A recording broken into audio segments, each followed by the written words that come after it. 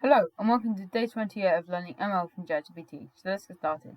So in yesterday's lesson, we looked at RCNNs and YOLOs. So YOLO is you only look once. This is typically used in like videos where we want to identify images. So for instance, in self-driving cars, yeah, we could use these. So on to today's lesson. So let's have a look at what we've got in store. So let's see, day 28. So this is the last lesson before we get the final project. So parts 1 and 2. Oops, sorry. It's day 28. So time series forecasting. Concepts, advanced time series forecasting using deep learning. Code examples of implementing ones like ARIMA, lstms for time series for forecasting, and forecast stock prices using an advanced lstm model. Nice. Let's see if we could actually make this viable and make some cash. Okay. Oh, I forgot to. Let's see. Please give. Okay, it should work. Because it's got the memory from all the lessons before. Okay, so day 28, time series forecasting. Concepts. Time series forecasting, the process of predicting future values based on previously observed data points. It's used in finance, weather prediction, demand forecasting, etc. ARIMA. Autoregressive integrated moving average. A classical statistical model used for forecasting univariate time series data by capturing trends, seasonality, and noise in the data.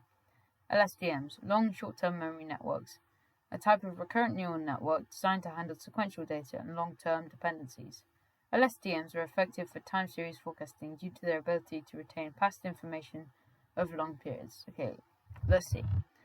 Okay, so we're using LSTM, long short-term memory networks, which they have memory. Well, ability to retain past over long periods. Okay, so here's how to implement the basic LSTM models to forecast stock prices using the TensorFlow library. Okay, let's see. Is it going to do the? Okay, no, it's not. Okay, let's have a look at this. Okay, please explain this code.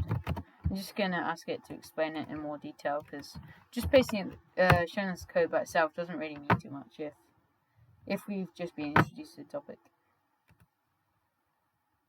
Okay, let's have a look at this. I'll just read it through first. Okay. Actually, so this code demonstrates how to build and train a long short-term memory model for time series forecasting using TensorFlow curves on a stock price dataset. Let's go through it step by step. Okay, NumPy used for numerical operations and array manipulations. Pandas used for data manipulation, reading CSV files and handling tabular data. TensorFlow used to build and train the LSTM neural network model. Minmax scaler scales normalizes data to a range, making training more stable. Matplotlib useful plotting the results. So 2. Loading the dataset. So we're just going to use Pandas built-in read CSV file. Okay, so we're not going to have the stock prices, the CSV file, so we're going to need to make that ourselves. So prices equals data at close dot values. So we're reshaping it to -1. 1 ensures the data is the shape required for scaling and further manipulation. ID making it an array, a 2D array with one column. Okay. So yeah, that's pretty simple. So we're just scaling the data here. So we saw, I think it was also in yesterday's lesson, we looked at converting data in a range. I think it was from 255 to 0 to 1. So we can use minimax scaler for this, and we use fit transform on the prices. Preparing the LSTM, preparing data first, LSTM, sliding window approach. So xy, x dot append dataset I equals time step. The create dataset function prepares data for time series prediction. It splits the data into input sequences x and corresponding labels y. It uses a sliding window approach where it takes the previous time step number of data points, e.g. 60 as input, and the next data point is labeled. Okay. yeah. So that's how we can just get the time with it. Splitting the data into training and test data sets. The data set is split into training 80% and 20% tests. So creating and training data, so we do create data set, train data, time step, and X test, Y test, create data set, test data, time step. Calls the create data set function to generate input sequences X and corresponding labels Y for both training and test data sets. Reshaping input for lstm, so we're going to reshape it. Input into a 3D format, samples, time steps, features. Here the code reshapes the input to meet this requirement, where the number of features is 1, since each time step has just one feature, the stock price. Okay, so here we have our neural network. So we have lstm, long short-term memory, with 50 input neurons, and we are going to return the sequences in this one because we've got another lstm layer preceding it. Input shape of time step on 1, so this will be 3. I'm pretty sure. Actually, no, so it's time step. Okay. Then we have dense layer 25, which will help with like back propagation and other such features. Then we have one dense layer, which is 1. No, we have 2 dense layers, but the last one has 1 output neuron, which is for the prediction. That's the since we are predicting a single stock prediction. Okay, 50 units because it will pass to another LCM. Has 50 units but does not return sequence that is followed by dense layers. Okay, compiling model using Adam and mean squared error. Mean squared error is basically punishing values that are far out, whereas it's not punishing as much ones that are quite close by to the just punishing outliers basically. And Adam optimizer, we used it pretty much on all ones. Training the model, so we do model.fit, and we can change these hyperparameters in later if we manage to get some data. So fit trains the model for 10 epochs with a batch size of 64. This means the model will see 64 samples at a time and repeat the processes 10 times over for the entire training dataset. Okay, making predictions. So we do model.predict and we pass in the xtrain, model.predict, and then the xtest. The model is used to make predictions on both the training and test datasets. Inverse scaling to original stock prices. Scalar.inverse transform. This is because we originally used min-max scalar to make it into a range, like 0 to 1, but now we want to get rid of this scalar, so we can use inverse transform. And then we're reshaping it into a 2D one column, as we saw before. Okay, and then we can plot the results, the original stock prices, bridge stock prices for test sets, and helps visualize the model's performance. Now let's just go back up. Okay, task. User provided code to forecast stock prices with an lstm model. Dataset, you can use a dataset of your choice. For example, historical stock prices can be downloaded from Yahoo Finance. Output, visualize both the original stock prices and the predicted prices to see how well the model performs. Optimal extensions. Use ARIMA for forecasting, compare the results of the LSTM model. Experiment with more advanced LSTM architectures or use bidirectional LSTMs. So bidirectional will have basically context with both ways. So for instance, if we're halfway through the known data, we can see not only before but and also in the future, which is very important. Whereas just different to the unidirectional. So we can copy this code, and we don't have the .csv file here, which is a problem because I'm just gonna ask it. Please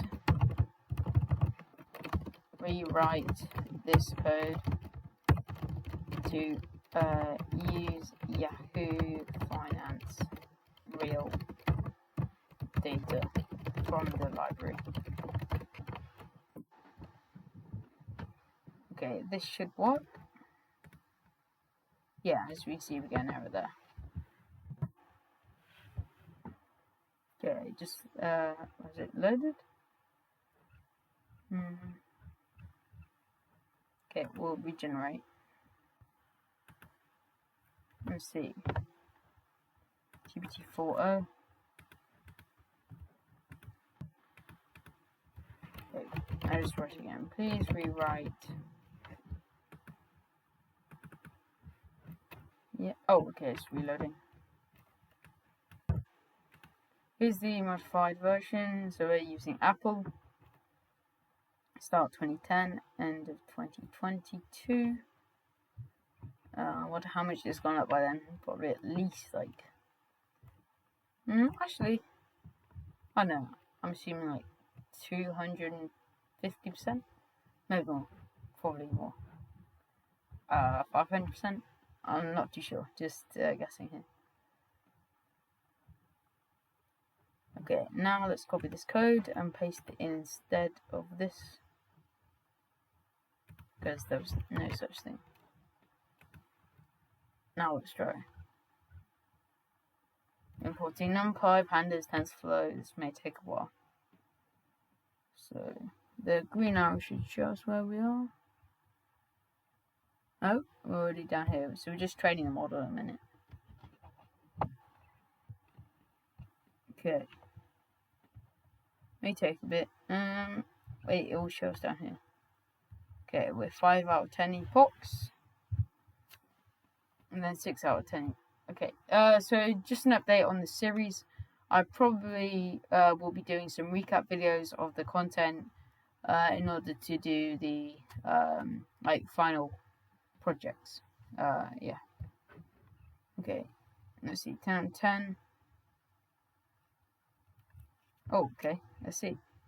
Wow, that trend line is amazing. Test prediction. Okay, now let's try do it with end 2024. Wait, what's first? I'm just gonna do 09/23.